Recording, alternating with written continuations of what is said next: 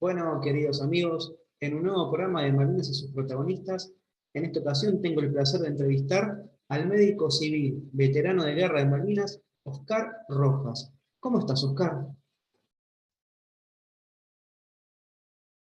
Bien, bien, muy bien, con un momento particular porque son 40 años atrás esto, y bueno, todavía en este momento ninguno de nosotros, salvo los que habían organizado el tema, lo conocían, así que todavía estaba, no sabía nada de lo que iba a pasar.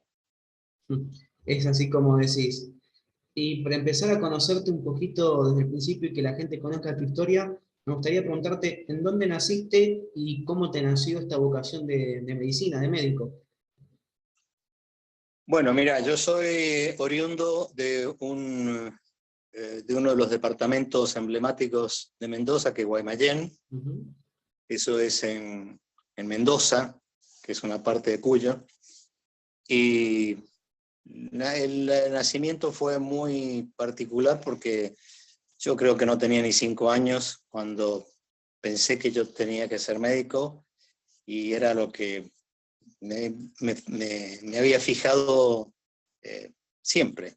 Así Sí. que cuando llegué a terminar la secundaria, incluso en el colegio donde hice el secundario, daban un curso aparte, que era los sábados, para aquellos que querían ingresar a la facultad de la Universidad de Cuyo, que no sé ahora, pero en ese entonces tenía un examen bastante exigente. Ujú. Tenía un buen secundario, no me Sí. puedo quejar, pero aparte tuve la ayuda de la misma institución, que los sábados nos daban un refuerzo. Y Y entonces, pues, bueno, y mi vocación, cuando yo ingresé a la facultad, mi vocación era hacer en realidad clínica.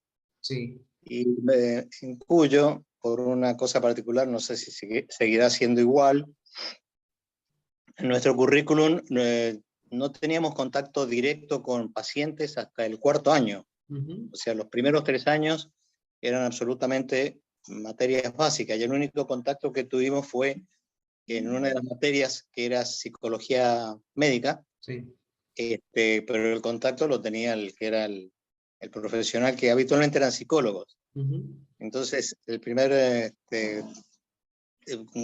encuentro en vivo y en directo con un paciente fue en el 4.º año. Y allí, en los primeros meses, me di cuenta. Yo soy un tipo bastante ansioso, lo sigo siendo. Ujú. A pesar de los años, todavía sigo cometiendo errores por esa ansiedad, pero creo que esta vez no fue por un error, sino que era lo que me destinaba la circunstancia, ¿no? Sí. Pensé que era mucho más rápido hacer cirugía. Inicialmente lo que yo pretendía hacer era ginecobstetricia, porque tenía la parte de ginecología, la mujer es una bolsa, una bomba con hormonas, y, Ujú. y después la maternidad, que es muy quirúrgica muchas veces, Ujú. aunque no sea operación, porque hay que usar las manos, Sí. y aparte porque estaban involucrados al menos 2 personas, y muchas veces 3, muchísimas veces, que es una familia, ¿no es cierto? Ujú. Entonces, en esa ansiedad me volqué a hacer investigación, y fui parte de un laboratorio de cirugía experimental. Lo hago mención porque es un homenaje a Sí. mi primer maestro, que fue el doctor José Antonio Aranguren, que nació en esta ciudad, en Buenos Aires, y que terminó sus días en Mendoza formando un laboratorio de cirugía experimental, haciendo investigación. O sea que los primeros años, aún antes de recibirme, ya hacía investigación y hacía cirugía. Ujú.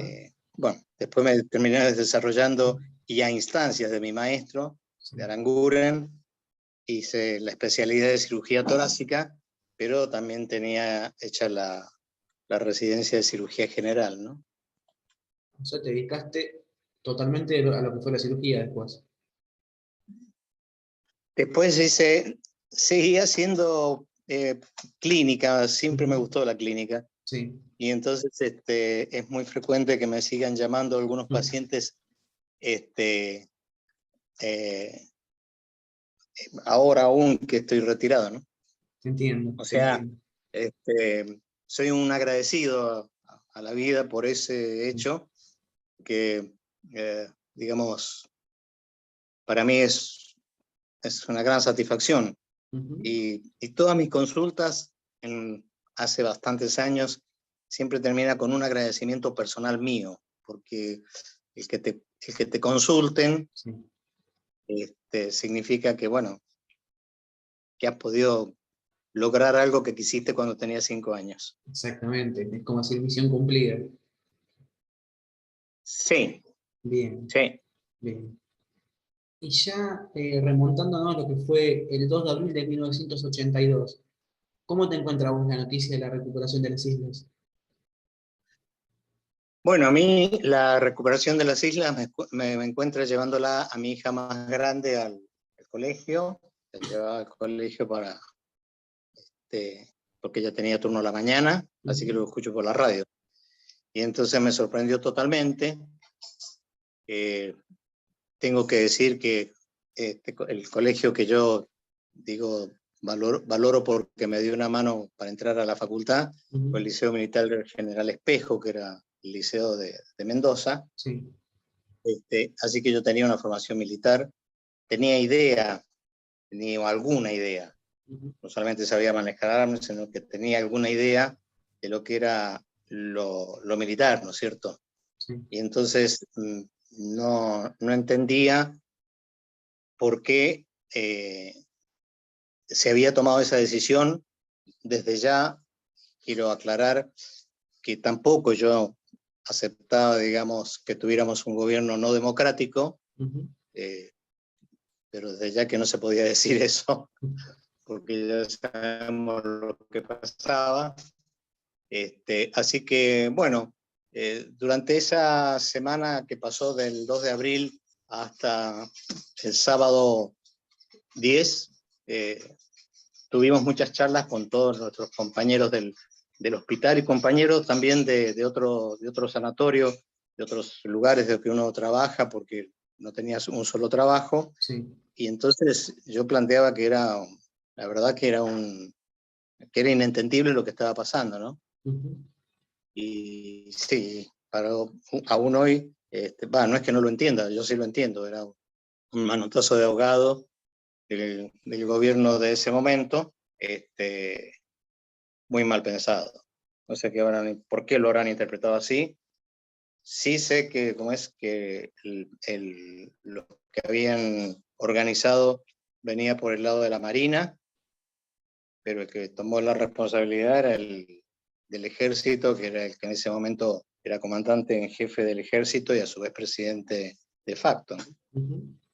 Así que, bueno, yo ese 10 de abril tenía ese concepto y estaba en desacuerdo,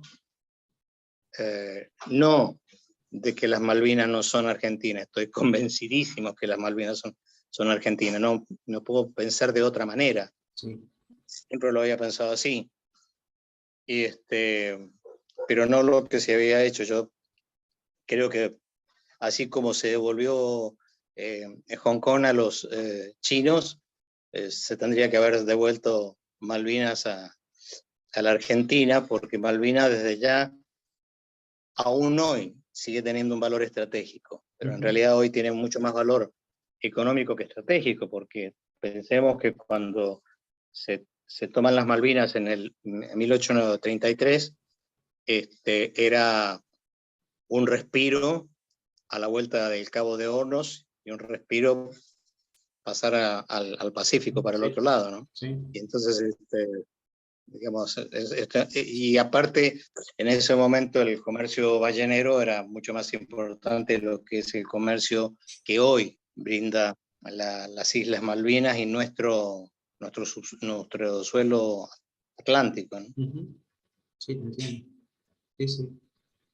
Y entonces, una Sí. vez que llega el 10 de abril, ¿Qué pasó? El 10 de abril pues, a mí me toma por sorpresa lo siguiente. Pues, José María Muñoz, que era el relator en ese momento de la Argentina, convoca espontáneamente a la Plaza de Mayo, convocatoria que yo no tenía ni idea porque yo tenía que preparar los días domingos que no tuviera ningún inconveniente, porque los días domingos yo hacía guardia, no en el hospital, sino en un sanatorio. Entonces yo me fui justo ese día, por casualidad, fui a una Entel que estaba en Perú y Florida, y Rivadavia. Sí. Y entonces cuando salgo, tienen que haber sido alrededor de las 11, siento un gran barullo, muchísimo ruido, y que evidentemente venía de la Plaza de Mayo, o sea que yo salgo por Rivadavia a la altura de la Plaza de Mayo, a la altura de la Catedral, y avanzo, todavía no se había armado porque ese encuentro fue realmente muy multitudinario, pero puedo alcanzar a llegar a caminar hasta la misma pirámide, y en ese momento tuve la sensación que exactamente igual al 26 de julio del 78 cuando fuimos campeones. Esa misma sensación. Entonces yo veía esa inocencia, si se quiere, de los que estaban espontáneamente allí, seguramente muy convencidos, se los veía muy convencidos, pero no había diferencia al festejo de un campeonato mundial, que no tiene nada que ver. Entonces, me dio una sensación, te soy sincero, de mucho fastidio y enojo. Estaba mucho más enojado por la situación. Tomo conciencia de cómo la gente, que es frecuente, que la gente lo vemos aún hoy, algunas cosas no las toma con la medida exacta. Así que me fui, digamos, caminando, y ya salí directamente, encaré para la Avenida de Mayo, y antes de salir de la plaza, en la vereda de la misma plaza, frente al Cabildo, cuando levanto la vista, porque yo venía, digamos, pensando, y levanto la vista y ¿qué veo? Veo una bandera boliviana, calculo que tienen que haber sido 60 metros, ¿no? Y entonces pasan delante mío a un ritmo lento, pero muy sólido en el andar, muy fuerte, los rostros de todos esos andinos que iban de cada lado a 1,5 metros, 2 metros, tomando la bandera. Y entonces eso tienen que haber sido unos 3 o 4 segundos en los que me produjo una sensación que es la primera vez que lo puedo contar, tal vez sea por el sistema en que lo estamos haciendo, es la primera vez que lo puedo contar sin quebrarme, porque realmente fue muy fuerte. Debo aclarar, por otra parte, porque a lo mejor yo tratando de explicarme por qué me pasó también eso, sí. Por mi sangre tengo ancestros huarpes. Los huarpes eran la etnia anterior a los españoles, habían llegado a ser súbditos de los incas, así que mi apellido Rojas es de una mujer que nació en 1876, y que yo por casualidad en la facultad, estando en la facultad, en una biblioteca, y por confusión creyendo que era un libro de ginecología, resultó ser de Alfredo Metró, que es uno de los grandes antropólogos que ha tenido la ciencia antropológica de principios del siglo XX, y que residió en Mendoza. Y en ese entonces habían, digamos, los estudios que se hacían, no había la fotografía que había ahora, sí. Y yo no sé si él sería un gran dibujante o se habría hecho acompañar con un dibujante, Y al pasarla, al darme cuenta que no era una ginecología, no lo devolví a la estantería, sino que lo seguí, que lo elogié. Ujú. Y no me acuerdo si a la mitad, al principio, al final, no importa. Apareció una mujer que era la vívida cara de mi bisabuela, de esta mujer de la cual llegó el apellido Rojas, nacida en 1876. Bueno, o sea que no hay ninguna duda de que algo de sangre de ese lugar tengo, y a lo mejor Se te movió. eso fue lo que me impactó en la mirada de esos andinos que llevaban y que eran la contrapartida de esa fiesta que parecía más bien carnavalesca, ¿no? Ujú. Eso fue el día 10. A las 8 de la mañana del día 12, Sí. me presenté en la oficina de personal del hospital, y yo tengo la sensación de que fui el primer voluntario que se anotó ahí en el hospital. Se anotaron varios, pero yo me anoté, me acuerdo, a las 8, que era la hora que yo entraba, capaz que entré un poquito antes a propósito, y el día 14 ¿En me qué llaman hospital, desde el ministerio. en qué hospital estabas? Mira, yo hice toda mi carrera en el hospital María Ferrer, que está en Constitución y que se dedica a la patología de pulmón y corazón. Ujú. Era en ese entonces un hospital nacional, y actualmente es municipal. Pasó al municipio en la década del 90, Ujú. pero en ese entonces era nacional.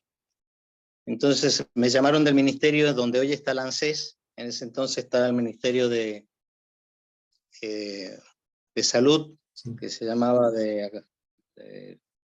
tenía un nombre complejo, y entonces me entrevistó un doctor César Le Pen, y me dijo, bueno, usted se anotó en el Hospital María Ferrer como voluntario, usted, digamos, mantiene, sí, le digo, Ujú. me anoté, estoy convencido, así que no tengo ninguna duda. Y bueno, tuvimos una charla bastante corta. Él Sí. también era un hombre del interior, él era nacido en Tucumán. Y entonces, al lunes 19, a las 6:30 de la mañana, en un viaje de Aerolíneas Argentinas con rumbo a Comodoro Rivadavia, eh, empezó mi incursión en relación a la guerra. Sí. Y llegué a eso de las 11 en un Hércules C-150, 130, perdón, al, al aeropuerto En Puerto Argentino. de Puerto Argentino, El 19 de y abril. ahí el 19 de abril, sí.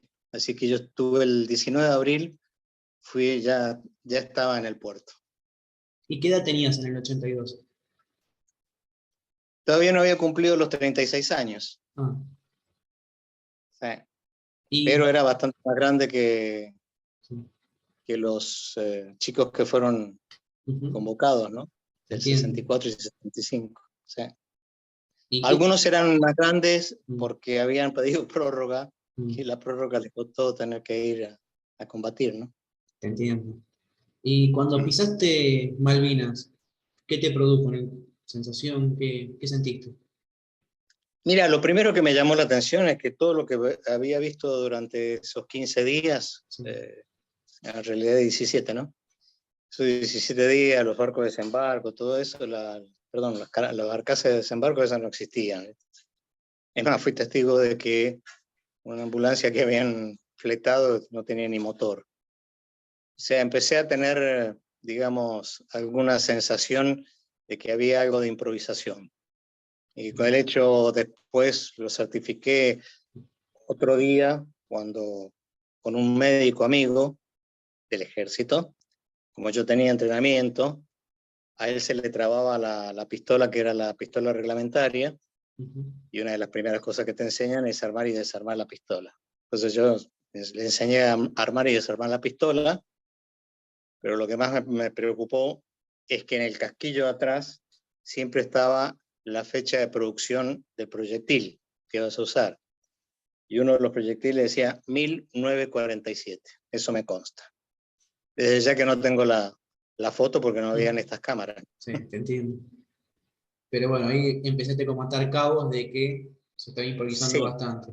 y la espera que nos hicieron en el puerto, Ujú. en el aeropuerto, porque estuvimos desde las 11 de la mañana hasta las 3 de la tarde, Sí.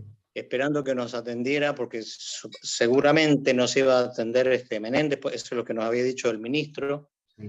que íbamos a ser recibidos por Prominente. Menéndez, pero Menéndez estaba en ese momento en una discusión muy dura con una mujer que le estaba recriminando porque algunos soldados le habían robado unas gallinas, qué sé yo. Así que bueno, No vino fuimos a nadie. parar al... No, directamente fuimos a... Ese día no almorzamos desde ya, nos acercaron un pequeño refrigerio que creo que fue una galletita con un café con leche, Ujú.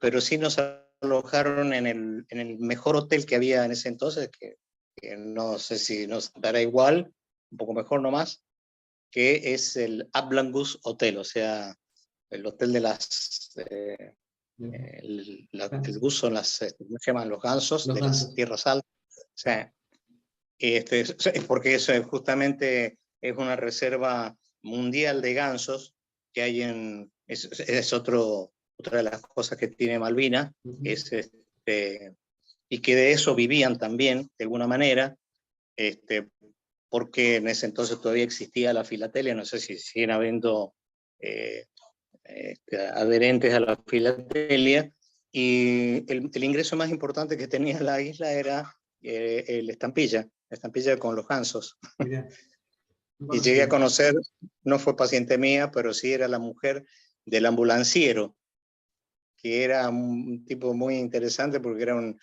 ex sargento, sí, era su oficial de caballería del ejército que tiene la reina.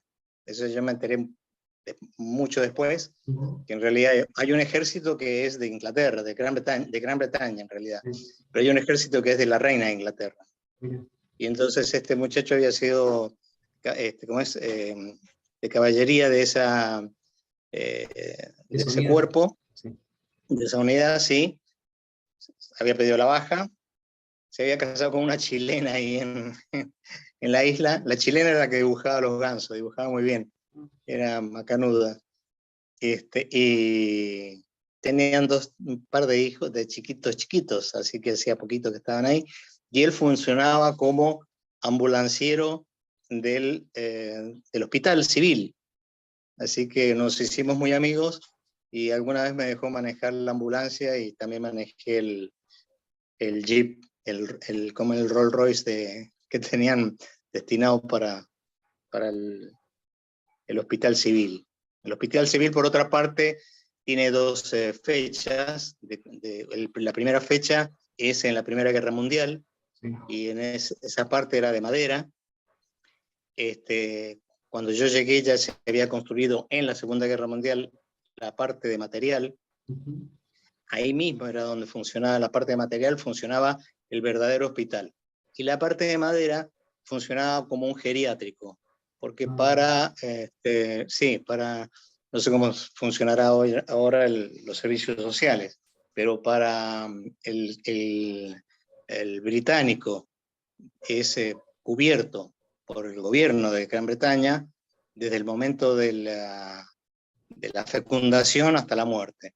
Entonces, el geriátrico, que vendría a ser los que no tenían familias para tenerlos en su casa, funcionaba ahí donde había funcionado el primer hospital de las islas, que tenía unas 4 o 5 habitaciones, todas Malvinas, y por supuesto el hospital también. Era muy interesante porque hasta la misma tierra de Malvinas, el mismo suelo de Malvinas se parece a una moqueta. Bueno, todas las casas, no importara digamos, tenían moqueta. Y entonces uno tenía la obligación de dejar el calzado en un bueno, holcito sí. de la entrada, ¿no? Y así era el hospital, y los primeros heridos que nosotros recibimos, los recibimos y estaban los alojábamos ahí sobre la moquette, que no es lo mismo que estar sobre un colchón. Entonces fue en la primera, ya ahí ya eso fue después del 1 de mayo, y entonces ahí fue una de las primeras discusiones que tuve con el que era responsable mío, que era un capitán de ejército, que tiene que haber sido de ejército porque a pesar de que yo dependía de la Marina, no había ningún oficial de Marina médico,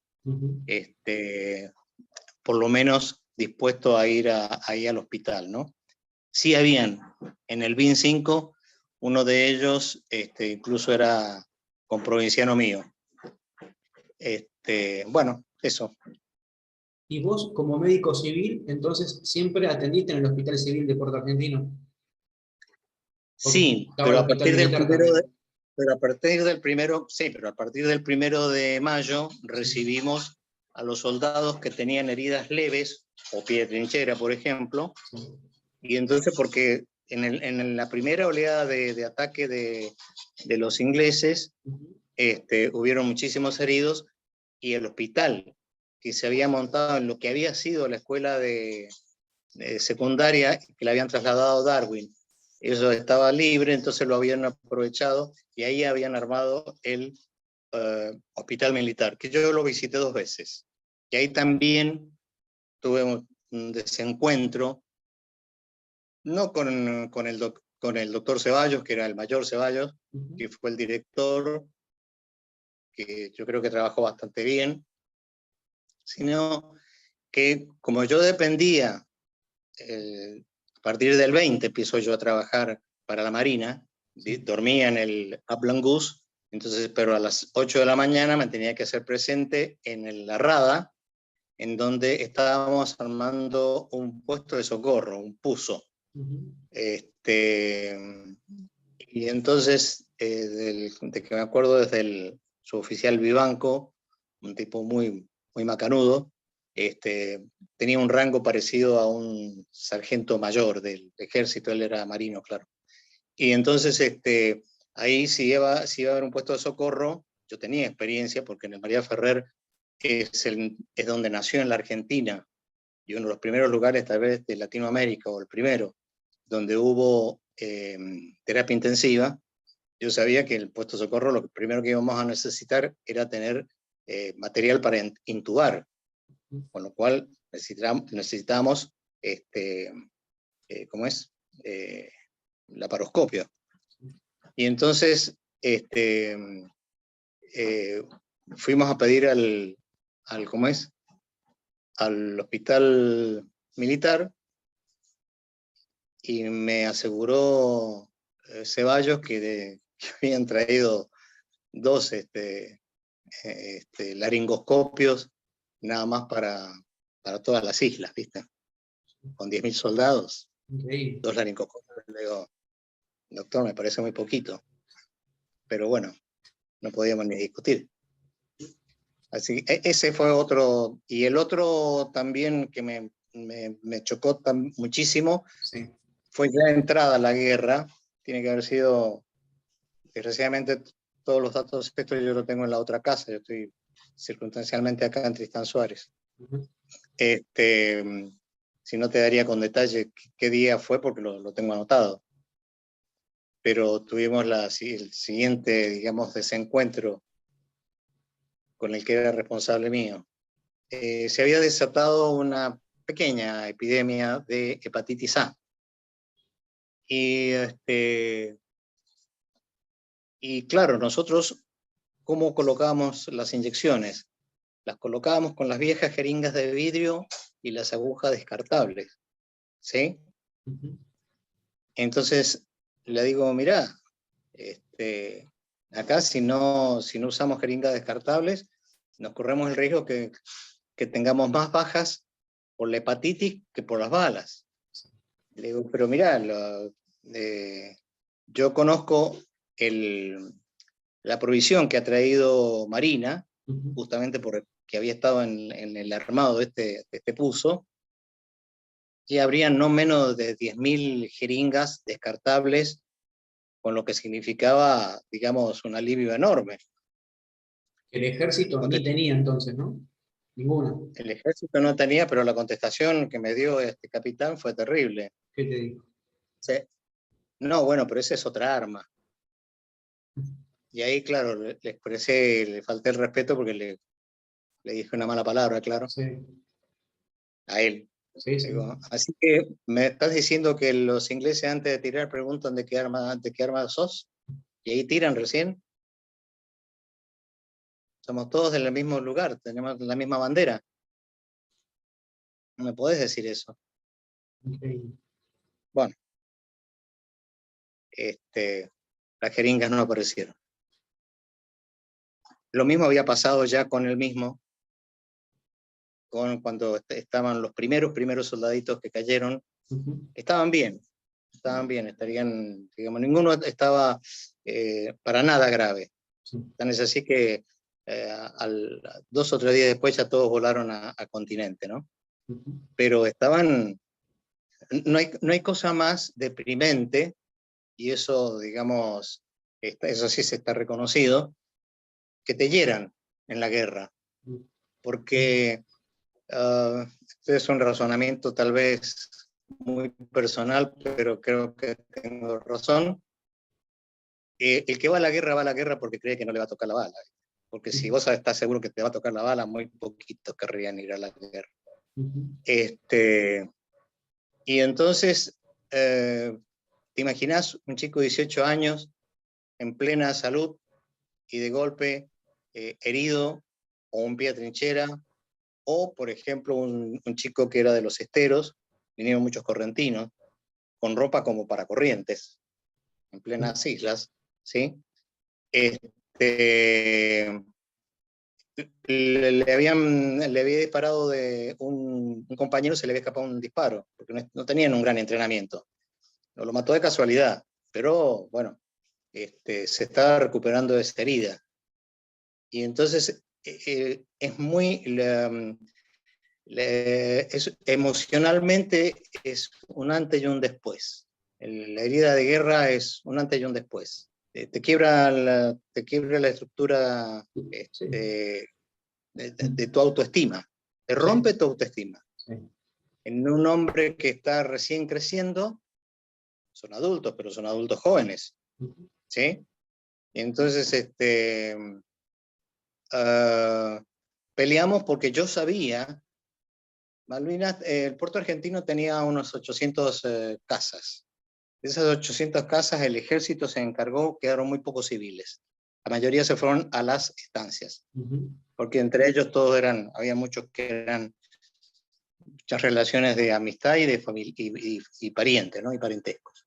Entonces se fueron desde ya, salieron de la ciudad, que es lo que hace habitualmente la gente cuando hay una guerra. Las ciudades son los blancos, entonces la gente se va. Entonces, claro, entonces alguien de la superioridad confiscó todos los colchones y se los llevó no sé a dónde. Lo cierto es que la discusión con este capitán es que yo le digo, che, si hay un sinfín de colchones de civiles que no se están usando porque están confiscados, que los traigan para acá para no tenerlos en el suelo. La moquette es moquette, está buena para pisarla, pero no para estar acostado, y sobre todo si estás herido, y sobre todo si estás con toda tu carga emocional destruida. Y dice, no, dice, pero ¿quién lo firma? ¿Quién firma qué? Le digo. ¿Y quién firma la recepción de los colchones? Lo firmo yo. ¿Y después cómo te haces cargo? Mirá, le digo, es muy fácil. Si ganamos la guerra, a mí no me van a pedir nunca nada.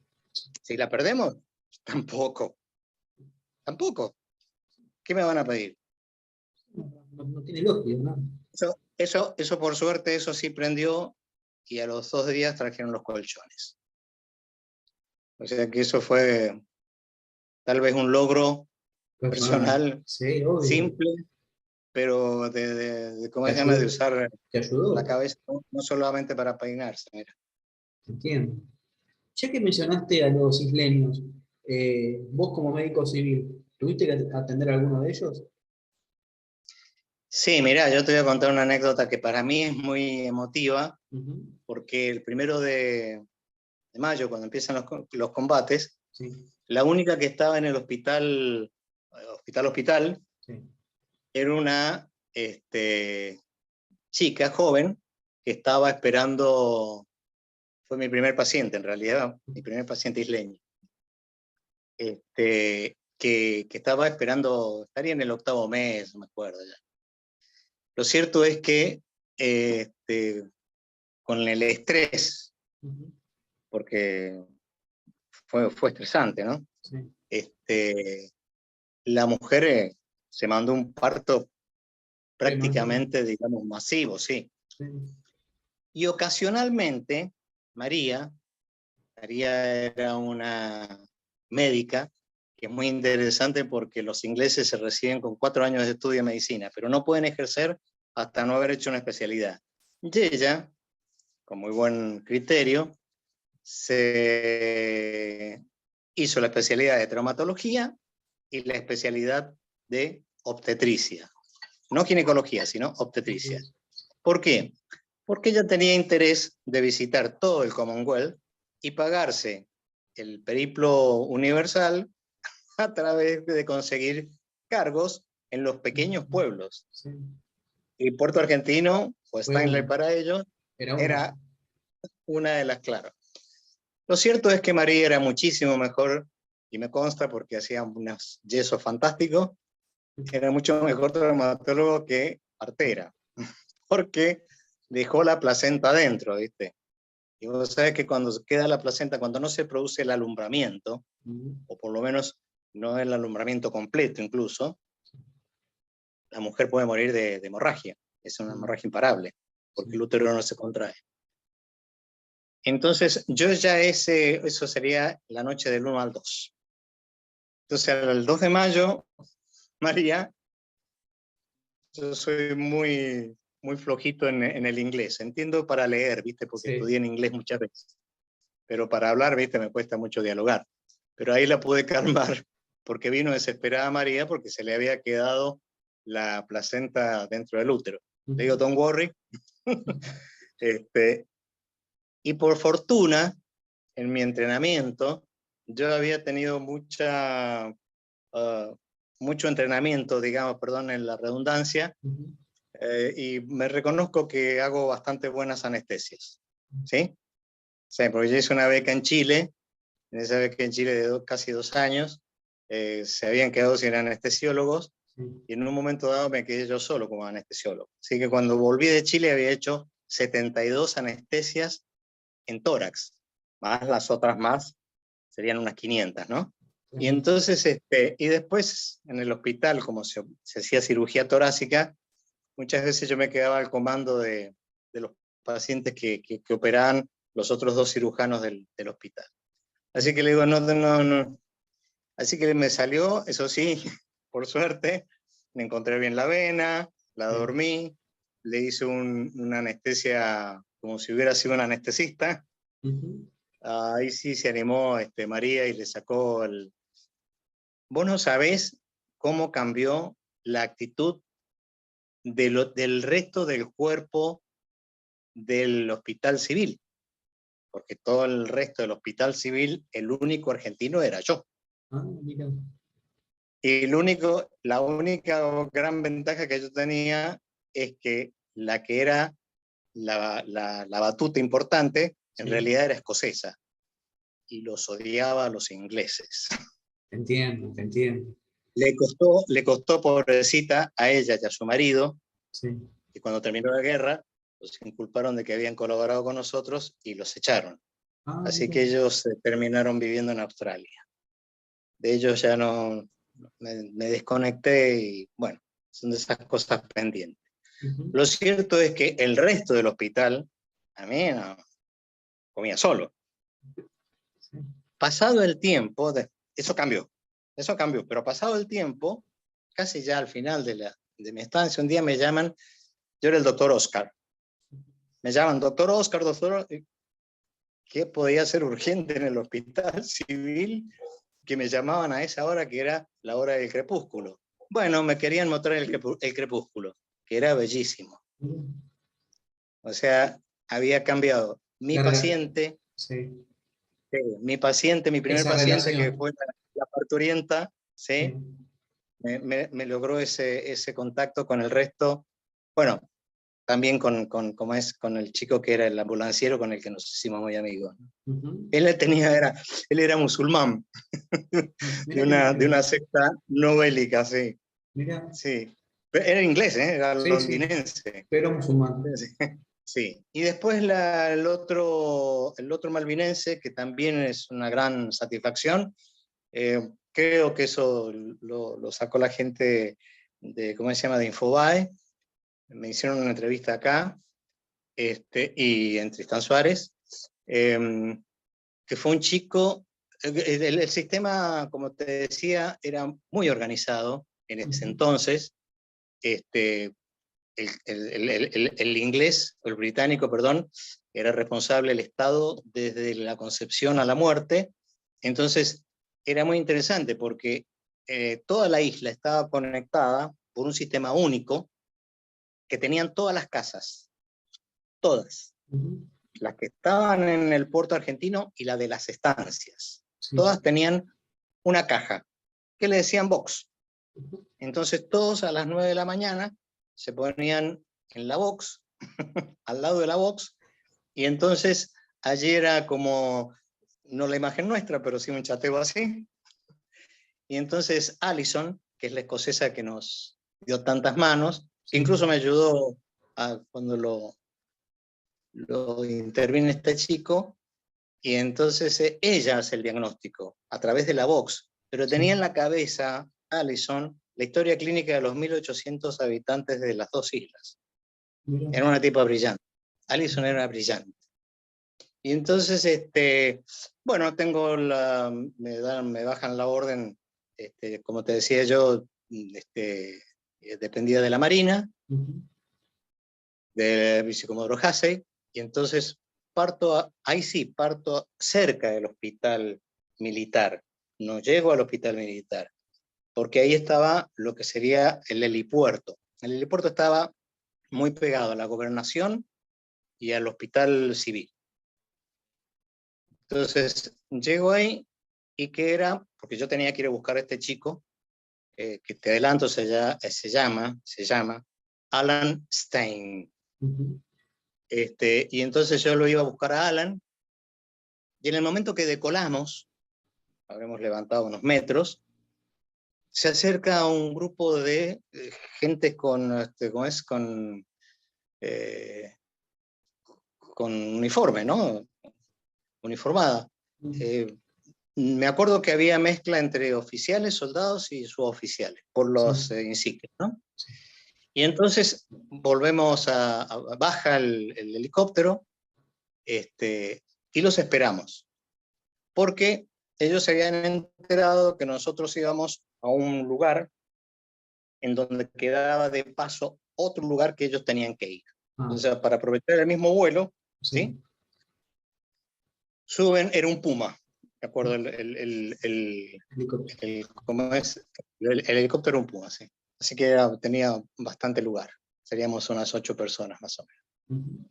Entonces, decolamos ahí, empezamos a decolar, y entonces viene una alerta roja Otra vez al piso.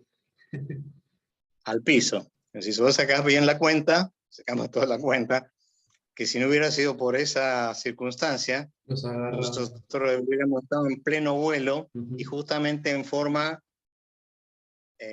transversal al vuelo del Harrier. Y lo único que identificaba a nuestro helicóptero era que en la nariz, de un tamaño más o menos de mi tórax, Ujú. ¿sí?, tenía una cruz roja. El resto era el aspecto de un helicóptero de guerra. No lo distinguirá, pero no, imposible. Yo en ese momento yo ni me di cuenta, Ujú. ni lo pensé. Yo estaba preocupado en qué me iba a encontrar. Sí. Bueno, tuve la suerte entonces de que vino esa mano de Dios que siempre está, y se demoró un poco más, Ujú. pasó el Harrier, no hubo otra alerta roja, fuimos, bajamos, en donde tenían que ir este grupo de soldados, Sí. y seguimos a Bluefields, se llama la estancia donde estaba Alan. Y entonces, y también tenía la misión por boca de Allison de llevarle unos medicamentos a una mujer que tendría mi edad ahora, o sea, arriba de los 70, que nos hemos reído. Ella de español no sabía nada y yo de inglés muy poquito. Pero no sé por qué nos reímos, se ve que eran los nervios, qué sé yo. Lo cierto es que estaba muy agradecida porque yo le llevaba los remedios y porque aparte le hice una pequeña curación de una úlcera diabética.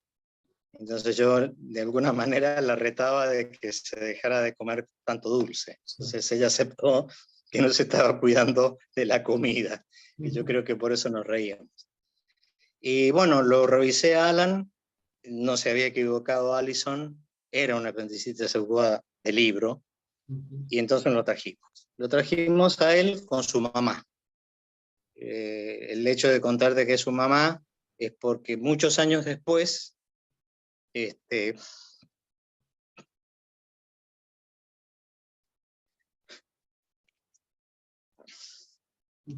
perdón, resulta que Alan tiene la edad de mi hija mayor. Eso sí lo supe en ese momento. Era un niño, tenía 12 años. Y por suerte todo salió muy bien. Y yo estaba bien formado, porque tenía la escuela argentina. La escuela argentina de cirugía ha sido una de las mejores escuelas en Latinoamérica. Y mi maestro Aranguren era alumno directo de Ricardo Finocchieto. Entonces le llamó la atención a Allison, que me ayudó, de que le había hecho un tajo tan chiquito. Bueno, que es la técnica argentina, le digo. No la inventé yo, le digo. Como nos enseñan a nosotros. Y entonces, bueno, pasó el tiempo y lo que me emociona es que hace unos 3 años o 4, ya no me acuerdo, he recibido una noticia, una carta, que no la tengo acá, una carta agradeciéndome, Alan, porque había sido un factor, no solamente porque lo había sacado bien, ¿no? Al tercer día se fue de alta, sino porque le había contenido mucho emocionalmente a su mamá. Como hice, no sé.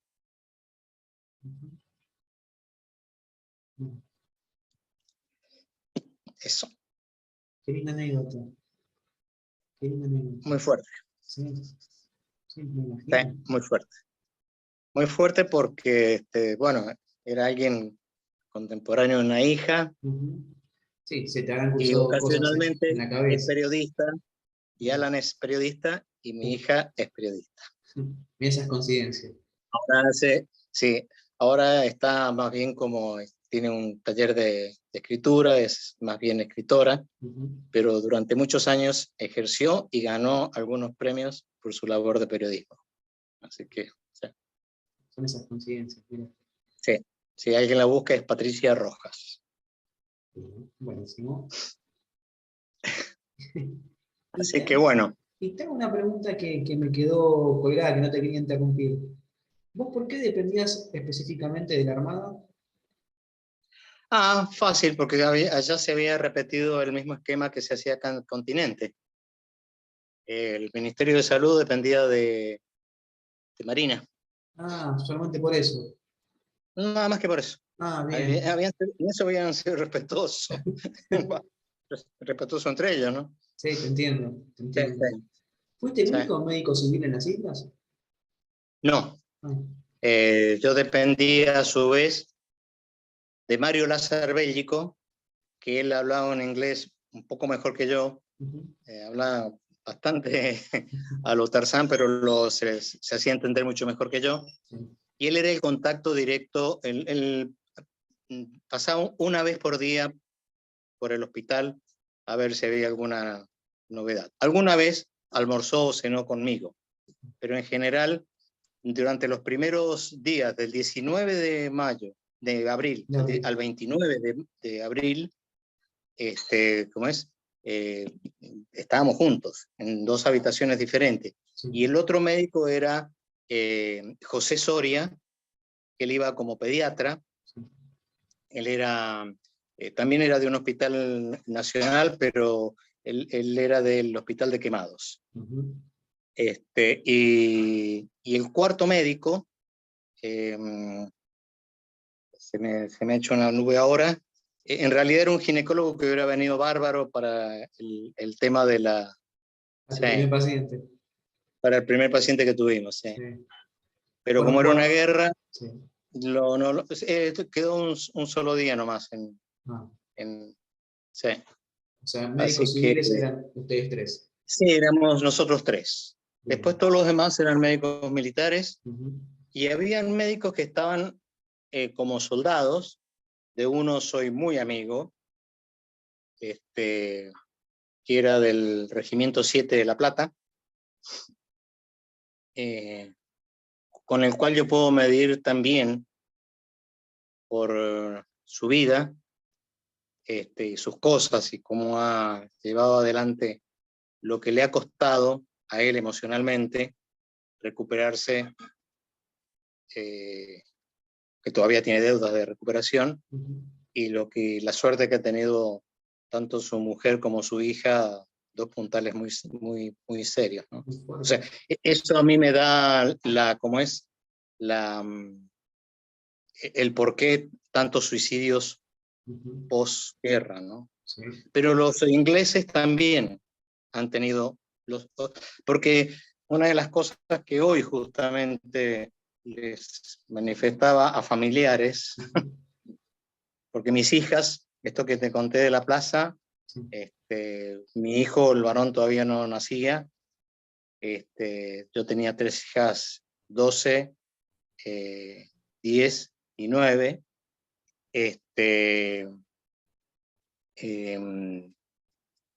¿cómo es? No supieron hasta hace 5 o 6 años el motivo por el cual yo había ido como voluntario. Mira.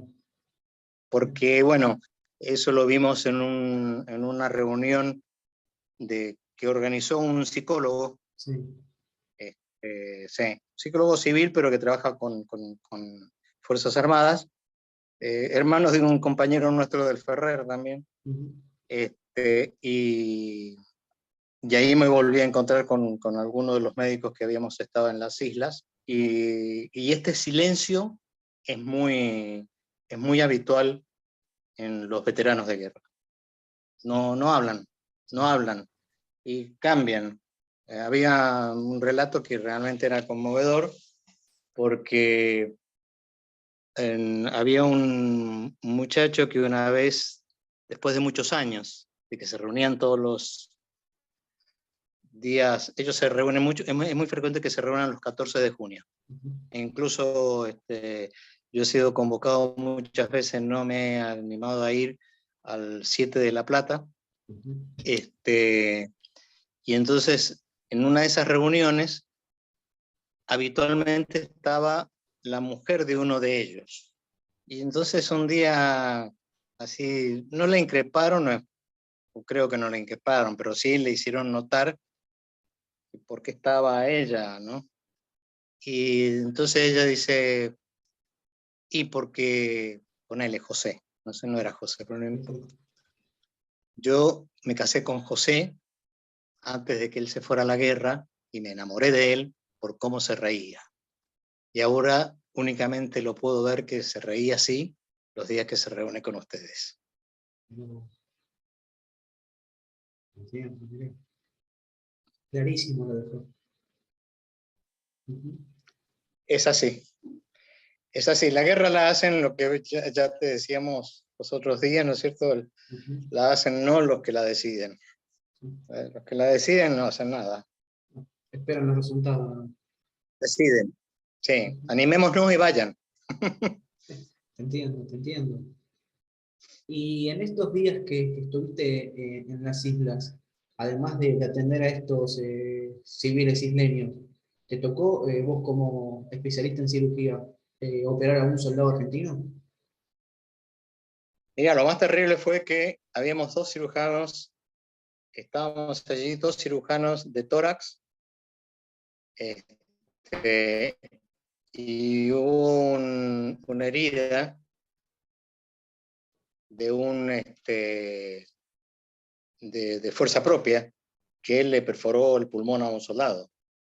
Lo terminó operando un traumatólogo. A ninguno de los dos, porque el otro era de la Marina y yo era un civil.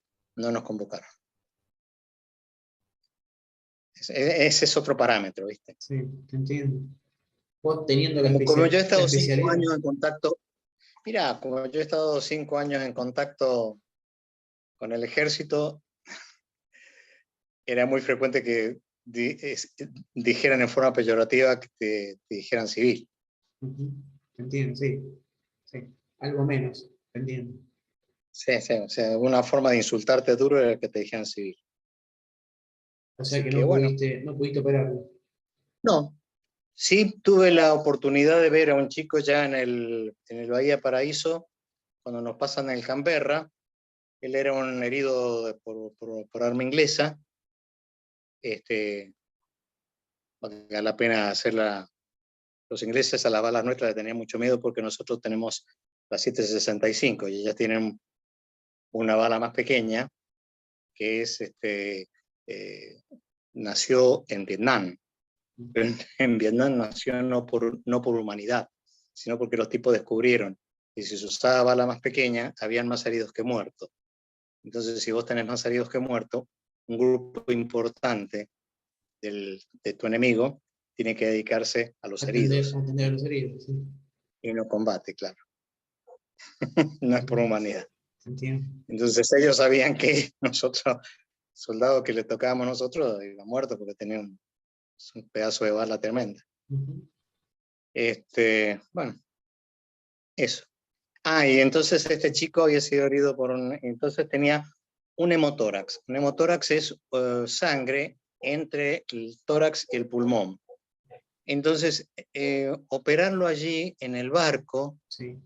el chico estaba totalmente estable. Ujú. Y yo, como yo tenía experiencia justamente en eso, Sí. prefería que se lo operara en continente porque la cirugía en sí es muy sencilla. Todo lo demás es más complejo. Es más complejo la anestesia y es más complejo los 2 primeros de posoperatorio.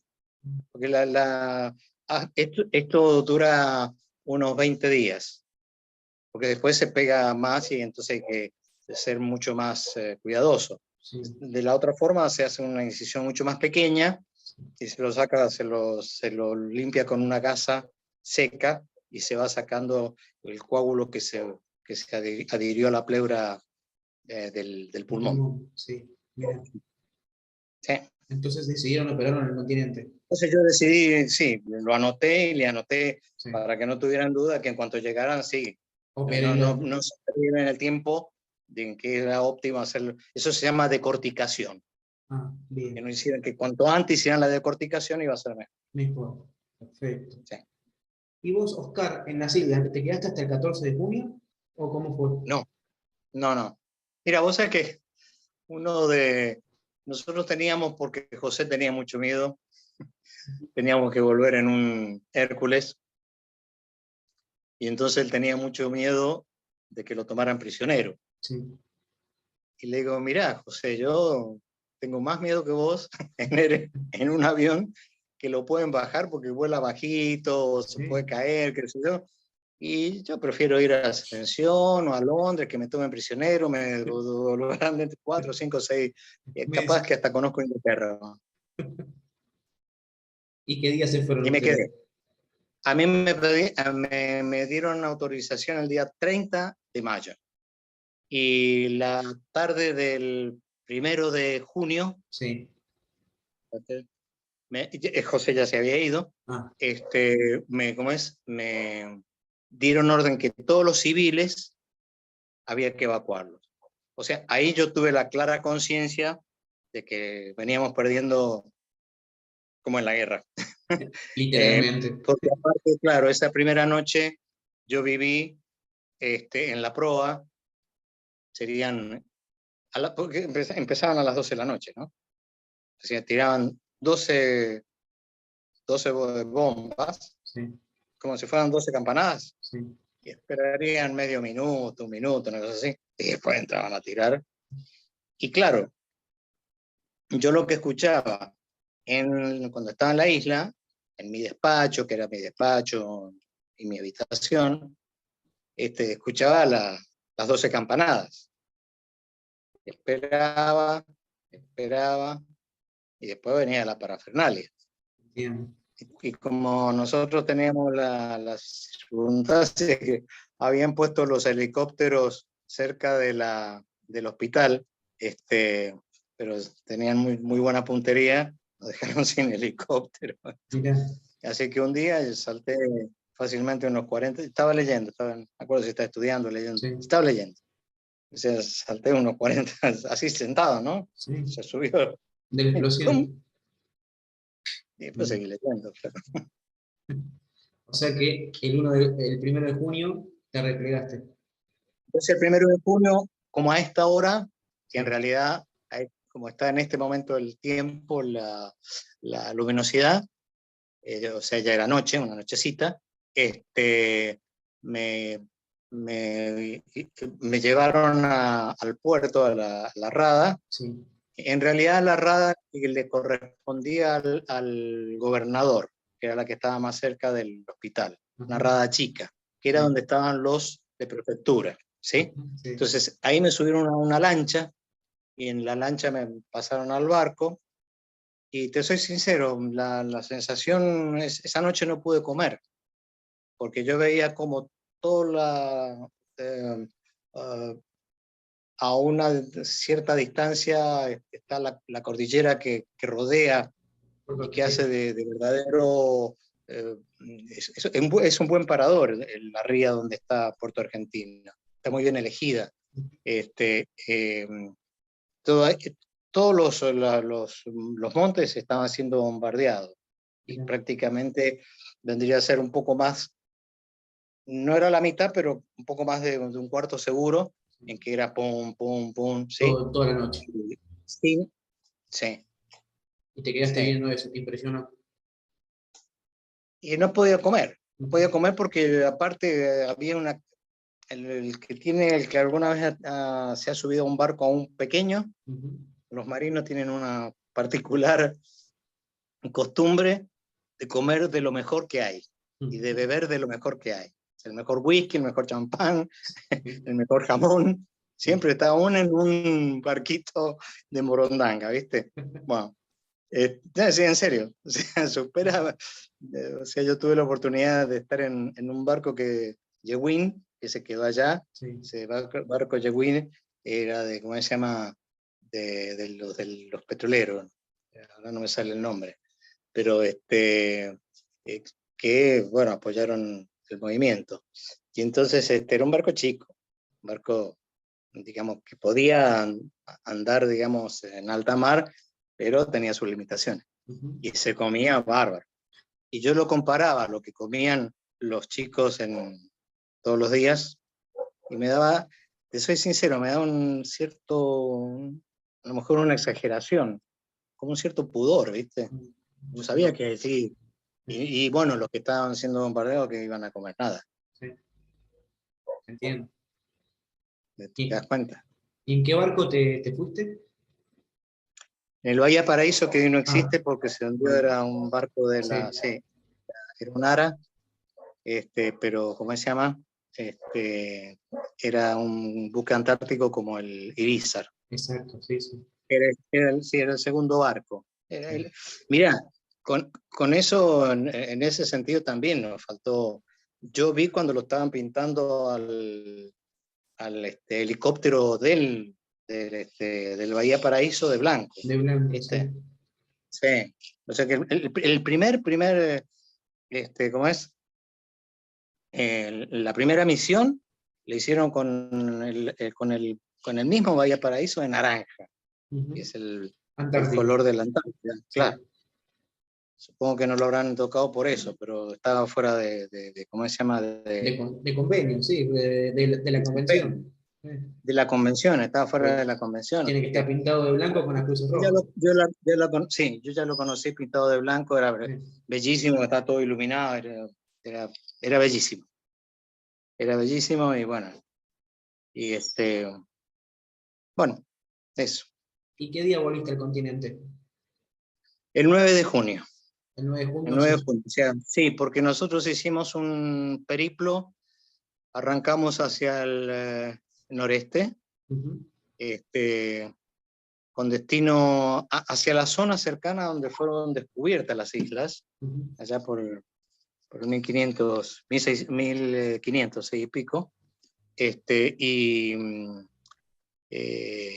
con la intención de entrar al canal San Carlos, Ujú, que es para los ingleses es el nombre que le dan a las islas, Falkland, y por supuesto que no lo dejaron pasar. Entonces volvimos, bordeamos por todo el oriente de Soledad, ¿sí? E ingresamos por el canal San Carlos por el sur. sí. Entonces paramos en Bahía del Zorro, Fox Bay y Thompson, que son las dos mini ciudades que hay ¿cómo es? En Gran Malvina. Sí. ¿Y ahí que pudieron levantar heridos? Bueno, ahí tengo la otra anécdota, que así me ha quedado hasta el día de hoy, Ujú. ¿sí? Porque hemos hecho amistad con él. Ahí en Fox Bay, llegamos a las 11 de la mañana, eso sí me acuerdo, porque lo tuve que leer para la entrevista que me hicieron por este amigo. Ujú. Y no paramos, o sea, no fue únicamente un amarre, y subieron a los heridos nuestros.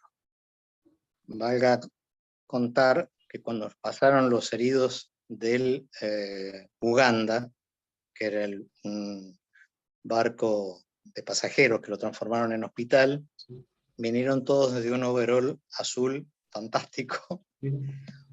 con la fotocopia de la historia clínica y con todas las imágenes, las radiografías que nos las entregaron de cada uno de los pacientes. Mejor Y con una imposible. Biblia anglicana, y con una Biblia anglicana, Mirá vos. como detalle, ¿no? Mirá. Sí, bien alimentados, ¿viste? La diferencia nuestra es que los chicos nuestros entraron, ninguno tenía ninguna herida grave, Ujú. y el que estaba más afectado en realidad es mi amigo actual, Miguel, Miguel Galoto, que lo que le hacíamos a todos antes de empezar a revisarlos primero y a tratarlos si era necesario, era quitarles toda la ropa. Y a Miguel, bueno, cuando le quisimos sacar los zapatos, primero que no se podía ponerlos por seguir porque los pies se le habían hinchado tanto, Sí. ¿sí? Que tuvimos que había puesto las botas de goma. Ujú. Y Miguel es un hombre de 1,90 m, una cosa así. Estaba pesando 38 kilos. O sea que lo que tenía pesaba menos todavía porque gran parte era agua, Ujú. porque le faltaba proteína dentro de las arterias y de las venas y se le escapaban a los tejidos, ¿no? Sí. Y entonces, y yo tuve la ocurrencia, no sé por qué, le saqué una foto. Había sacado otra foto, ¿no? Pero Sí. el único enfermo que saqué foto fue de él. Sí. Pasó el tiempo, y entonces, ya a los 2 meses, en realidad, de que ya había terminado la guerra, eh, por parte el que fue mi jefe directo allá en la isla, él tenía la versión de que Miguel había muerto. A todo esto yo ni siquiera sabía que se llamaba Miguel. Ujú. Y entonces, y tan es así que él está en la lista de un cenotafio de Rosario. Mira. No sé si lo habrán borrado, Sí.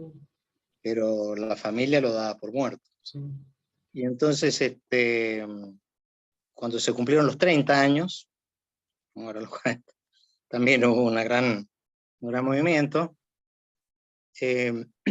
Pidieron del equipo de Toñetti, sí, de Toñetti, y fue, ¿cómo es? Hamilton, a hacerme una entrevista, y entonces yo tenía todo lo de Malvinas, lo tengo en una caja.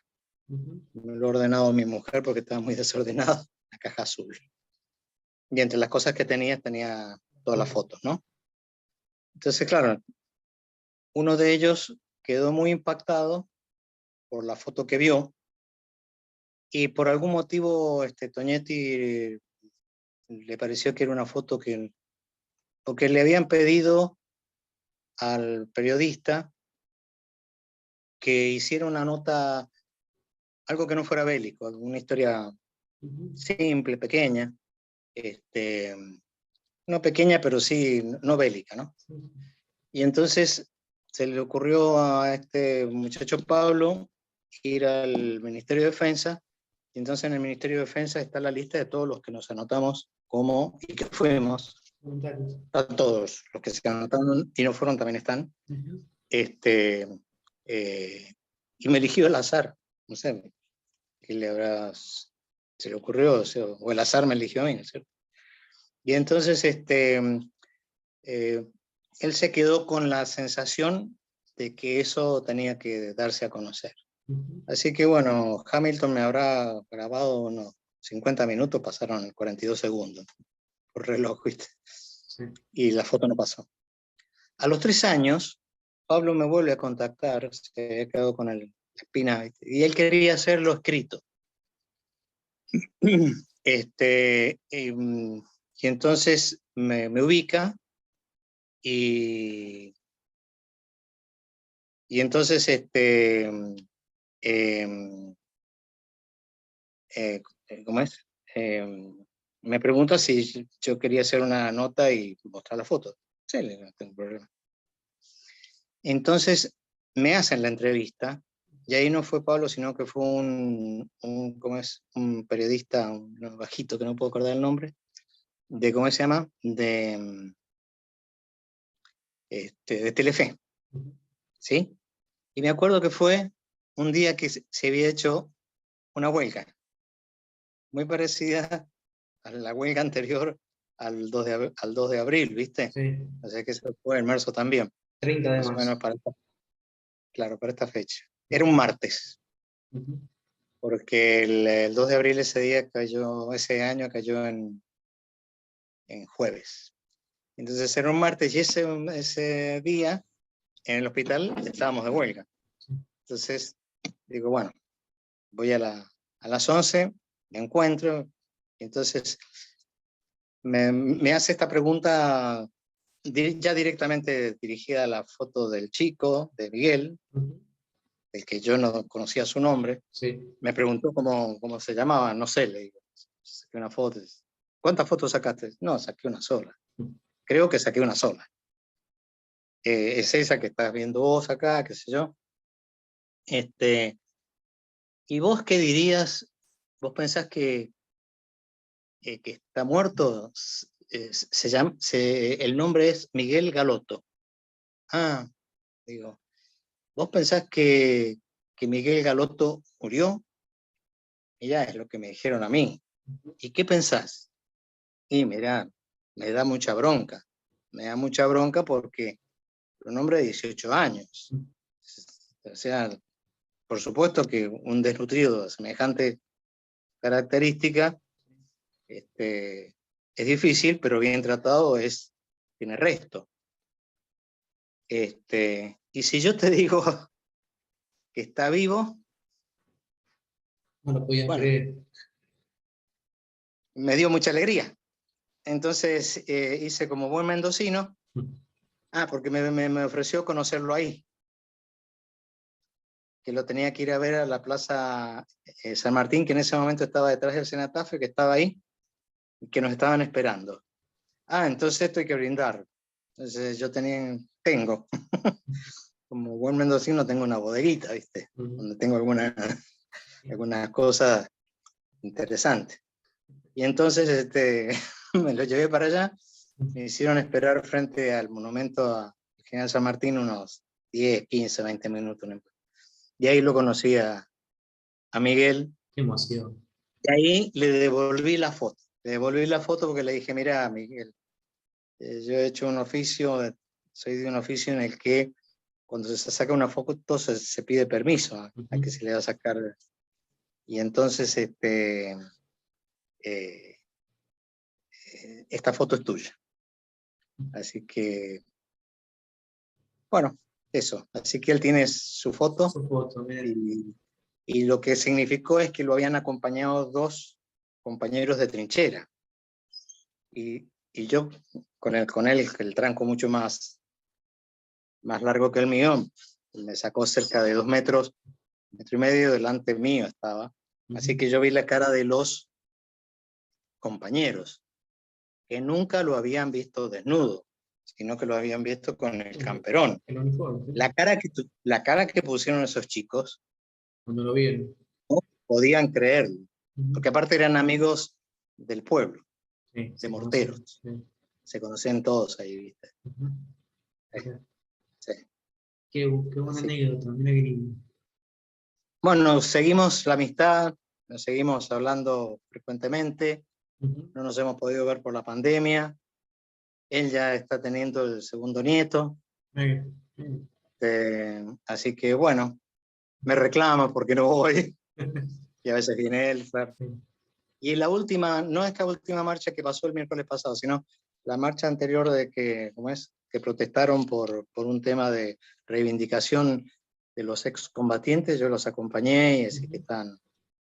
Sí, seguimos en comunión. Sí, no solamente es con él, sino con los compañeros de trinchera. Qué bueno, la verdad es lindo eso, después de 40 años.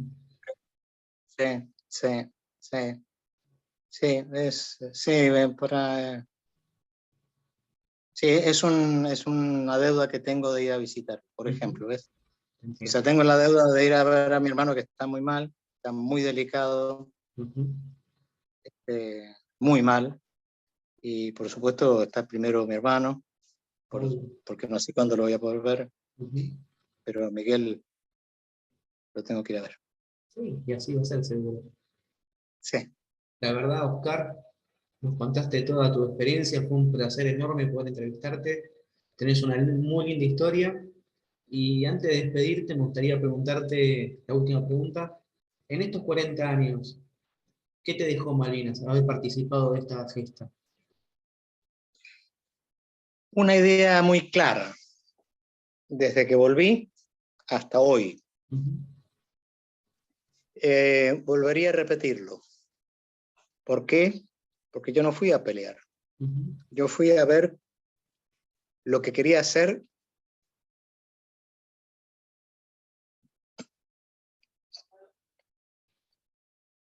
a mis 5 años. Ayudar. Exacto, ayudar al otro. Ayudar. Así que siempre que termine una consulta, primero digo yo las gracias. Porque el hecho de que a uno lo consulten y cada vez más, porque uno cada vez más tiene más años, más experiencia, tiene, digamos, entonces es mucho más grato. Es un gran aliciente. O sea, saber que bueno, que puedo. Hace poco atendí a un vecino acá que se había fracturado unas costillas, mira. Mira, y como dijiste vos, ya jubilado, como dijiste. Fui como jubilado y entonces, como yo tengo matrícula nacional, no le podía solucionar todo, pero sí, le hice el diagnóstico clínico que era muy fácil, porque le hice una maniobra que le inventó Hipócrates, así que no era ninguna gracia, era saberla nada más. Sí. Entonces le digo, mira, tenés al menos una fractura, pero sería importante saber si tenés 2 o 3, sobre todo porque tiene una enfermedad pulmonar obstructiva crónica, y entonces tenés que tener la precaución mañana mismo, hacerte ver de tu médico de cabecera para que le saquen. Bueno, se terminó haciendo una placa y tenía 2 fracturas costales, claro. Estabas en lo correcto otra vez. Sí. La verdad, Oscar, un placer enorme conocerte. Esperemos Muchísimas gracias. que nos conozcamos en persona dentro de poco y fue Esperemos que sí. agradecido por participar de mi programa. Gracias. Bueno, muchas gracias y aprovecho para saludar a los que van a escuchar o ver este audio, que el tema no es solo Malvinas, sino el humano. Esto es un pensamiento absolutamente mío. Sí.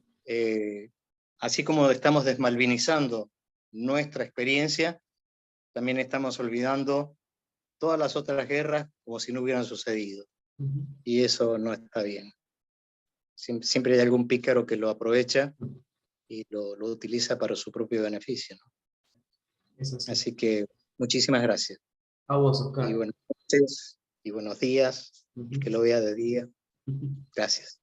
A vos. Te mando un fuerte abrazo y que termines bien el día. Gracias. Gracias. Nos vemos. Nos vemos.